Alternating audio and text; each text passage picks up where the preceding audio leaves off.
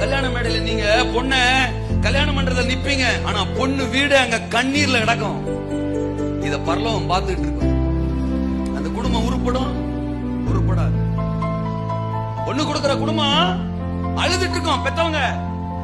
ஏன்னா இன்னும் பொருள் வந்து சேர்ந்திருக்காது, கேட்கிற பணத்தை கொடுத்திருக்க முடியாது. இல்லட்டா கொடுத்திருக்கோம், எல்லாம் கடனை வாங்கி கொடுத்திருக்கோம். என்ன பண்ண போறோமோ நெஞ்சு வடிக்கிற அளவுக்கு இருக்கும். அவ்வளவு அழுது கண்ணீரும் கம்பளையும் அவங்க குடும்பம் கிடக்கும் போது உனக்கு பொண்டாட்டி, உனக்கு கல்யாணம், சந்தோஷமா இருக்க முடியுமா? பரலோகம் பாக்கும்ல, அந்த சொட்டு சொட்டு கண்ணீருக்கு பரலோகம் பதில் சொல்லுச்சுன்னா நீ விதைச்சத அறுப்ப. ஏசுநாதரே நம்மள மனவாட்டியா கொள்வதற்கு அவர் தன்னுடைய ரத்தத்தை விலைக்கிரயமா கொடுத்து தான் நம்மள மனவாட்டியாகி இருக்கிறார். வரதட்சணை சத்தியத்துல கிடையவே கிடையாது. ஈசாக்கு இங்க இருந்து தான் போய் ரெபெக்காளுக்கு போட்டு, யாரு எலியேசரை அனுப்பி அவர் போய் போட்டு கூட்டு வந்தாரு. யாக்கோபு ராகல கல்யாணம் பண்ண 14 வருஷம் ஆடு மேய்ச்சி கல்யாணம் பண்ணா.